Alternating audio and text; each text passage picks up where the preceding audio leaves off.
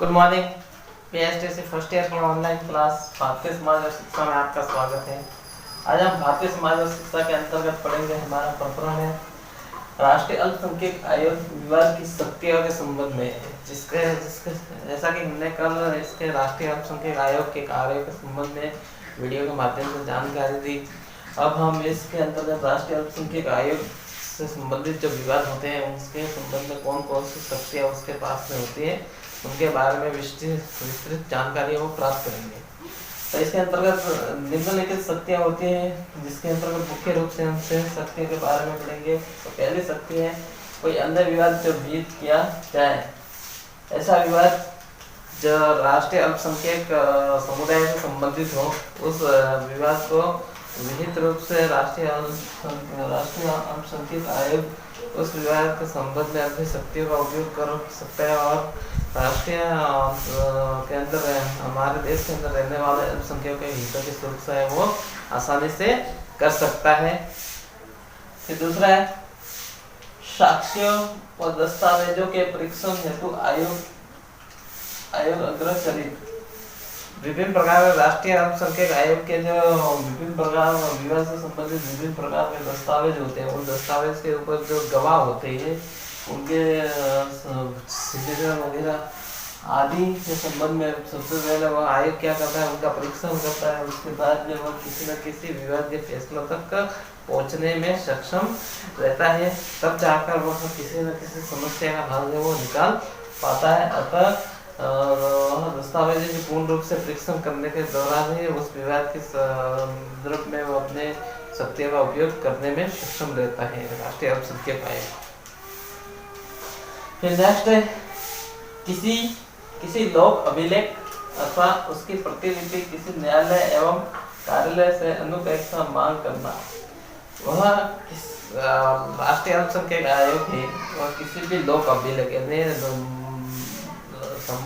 अल्पसंख्यक समुदाय के लोक अभिलेखों के द्वारा उसकी जो प्रतिलिपि होती है, उसकी फोटोकॉपी होती है, वो किसी भी न्यायालय से या कार्यालय से कभी भी किसी भी समय राष्ट्रीय अल्पसंख्यक आयोग है वो मांग सकता है और उसके ऊपर वो अपनी शक्ति के माध्यम से उचित कार्रवाई है वो कर सकता है।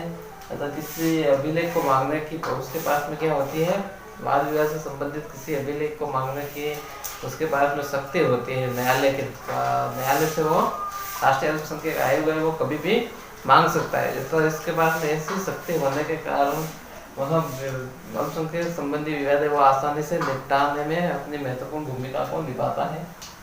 नेक्स्ट है शपथ पत्र पर साक्ष्य प्रस्तुत करना। जिस राष्ट्रीय अल्पसंख्यक आयोग के द्वारा शपथ पत्र जो वाद विवाद से संबंधित जो शपथ पत्र होते हैं या किसी भी शपथ पत्र होते हैं उसके ऊपर जो जिस व्यक्ति ने साक्ष्य दी है उसको प्रस्तुत करवाने का भी उसके पास में अधिकार होता है। तो हम कह सकते हैं कि विभिन्न प्रकार से वह अपने वाद विवाद संबंधित शक्तियों का प्रयोग है वो कर सकता है।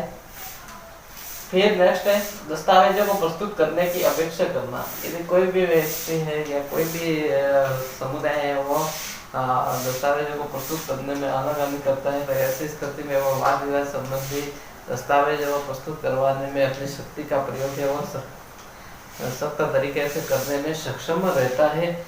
अतः हम कह सकते हैं कि अल्पसंख्यक समुदाय के अंतर्गत निम्नलिखित प्रकार की शक्तियों का उपयोग है वो आसानी से करने में महत्वपूर्ण भूमिका निभाती है, जिसकी वजह से विभिन्न प्रकार के वाद विवाद है वो नहीं हो पाते हैं। नेक्स्ट है भारत के किसी भी भाग में व्यक्ति के शमन करना, उनकी उपस्थिति सुनिश्चित करना एवं शपथ पत्र पर उसका परीक्षण करना।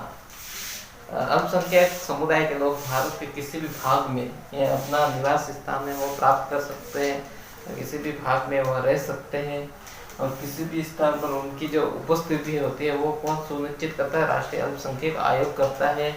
और एक शपथ पत्र होता है जिसका परीक्षण करना भी राष्ट्रीय अल्पसंख्यक आयोग का एक महत्वपूर्ण उद्देश्य होता है।